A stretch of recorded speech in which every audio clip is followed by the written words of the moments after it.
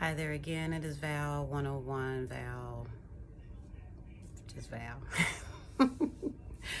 I was listening to Les Brown yesterday on a video, and he has such an infectious laugh, such a genuine, to the core um, laugh of joy.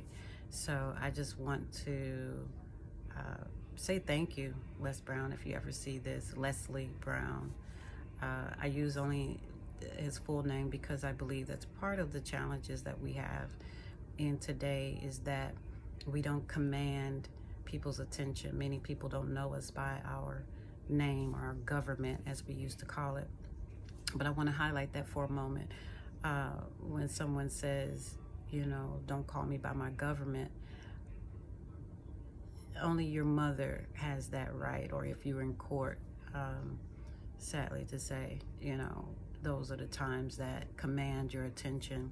I was looking at the word imperialism.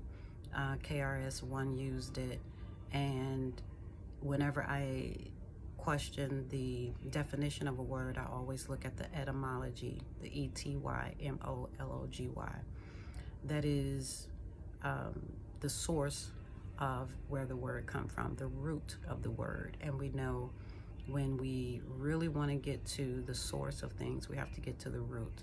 So looking up imperialism, it led me to the word command. And imperialism is basically giving over command to someone else, one way or the other, whether subconsciously or consciously. And I believe that's where we are now, to get our ability to command ourselves back into a place of governing, self-governing. No one person can govern us, because there's no one person with us 24 hours a day, 7 days a week. The only person that is there like that is God and self. But we use names, we use titles like mother and president and chief and things like this to, again, command our attention. Greetings command our attention. Snaps, claps, human beatbox, it commands our attention. It makes us look. Whistles, screaming, a baby crying, all of these things command our attention, and so that makes those things powerful. It is also a way to tell if someone is, as you would call it, deranged. So if they're out of range, if they're out of spectrum, if you were to call them by their name, their full name, and they don't respond, then you pretty much know, again, that you're at a deeper level of that person's unconsciousness. They're less than conscious around the world and the realm that you are trying to bring them into. So as I've been listening to other people, and just this excitement around having a leader, having government centralized, decentralized, being franchised, disenfranchised, all these words are basically talking about, again, how we control ourselves. And as KRS-One was saying, as he used the word imperialism, he and Nick Cannon was talking about, again, the three branches of government, and basically using those kind of things as a model, because we've been given this idea that we are basically three-part beings. We talk about the Trinity. We have movies that talk about such. What I haven't heard anyone highlight is that the agents also came in a trifecta. And so we know that a three-stranded cord is not easily broken.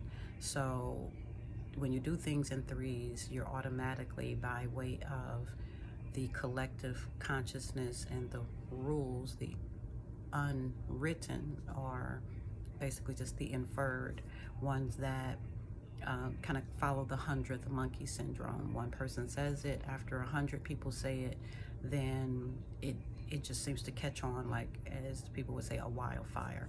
So that's how we have, campaigns and words like, being woke, being conscious.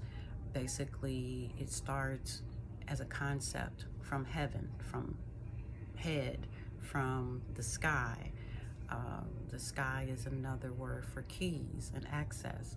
So the keys and the access being the limit of what we can ask or think or believe, but knowing that with keys, if you are a key maker, then you become one that can open doors and even create doors that other people cannot access. So instead of trying to change what has already been in existence, my quest and my job, my passion is to take the veil off and help people to understand that we already have a system, and it is up to us to basically define the system for ourselves to see if it truly works beyond the threes.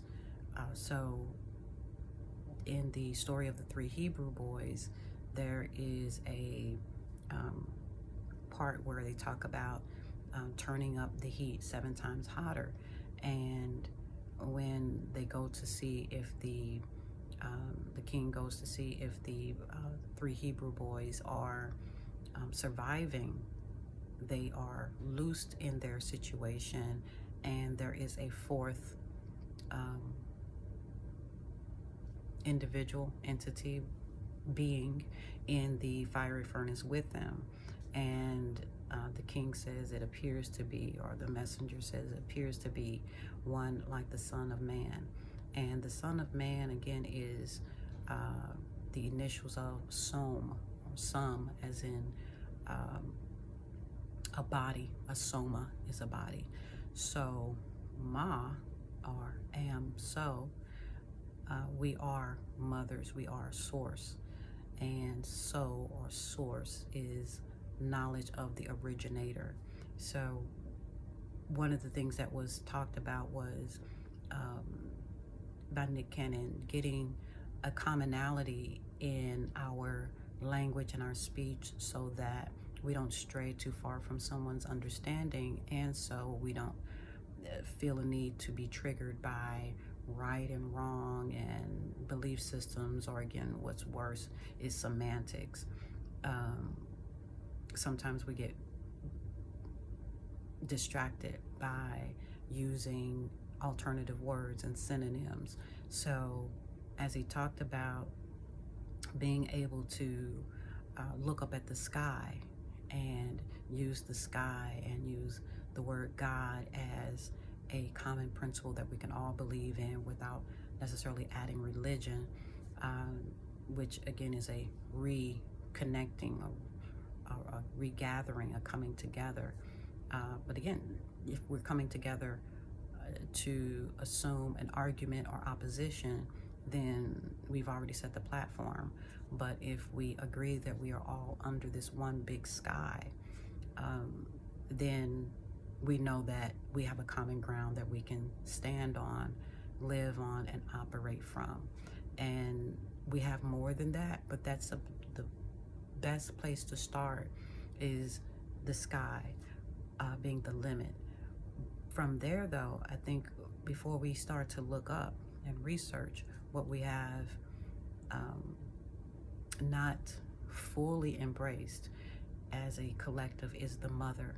And again, I'm so grateful and honored to hear KRS-One talk about the mother being the source. There is a saying that mama's baby, daddy's maybe. So you may not know who your father is, but everyone, there are witnesses to a child being born and who that mother is. And so that is undeniable. When my children have come from my matrix, have come from my womb, my room, then the space that I held for them, when they come out, then that cord, that blood, that sensory of source is there for that child. And that's very physical, that's very tangible. It doesn't take faith. It doesn't take a father to validate mother and child.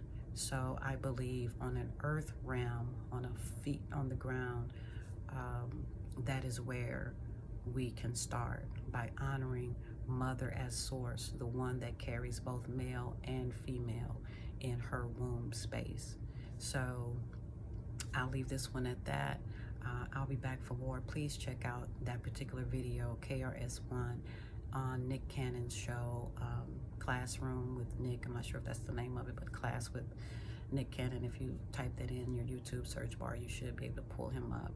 And again, I've only got through the first 13 minutes or so and started making these. I tried on my laptop. It was crummy, but I uploaded it anyway because, again, I'm past the excuses. I'm past the inhibitions of, perfectionism. I wanted to look a certain way, but I did go ahead and plug this one in, and I'll be using my iPhone as much as I can to, give you guys some quality so you don't have to ignore the buzz and the poor equipment until I get better state-of-the-art equipment. So thank you for listening. Thank you for supporting. Know that I'm here practicing and activating my sovereignty. I want to get up every day and rule my day, and the only God, if you will, between me and my actions are the gods of principles, ever reaching for maturity. I heard that perfection or maturity is doing what you're supposed to do without anybody telling you.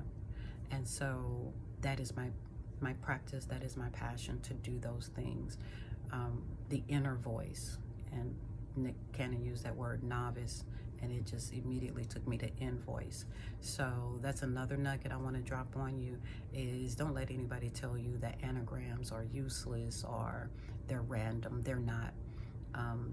How we arrange words, and if we have 5 words or 4 words and rearrange those same characters, rather letters, if we have 5 letters or 6 letters or whatever, those same letters can be rearranged to come out with a different outcome. That's why leading off in a football game is so important, or being on home court advantage is so important. So letters and characters they follow that same principle.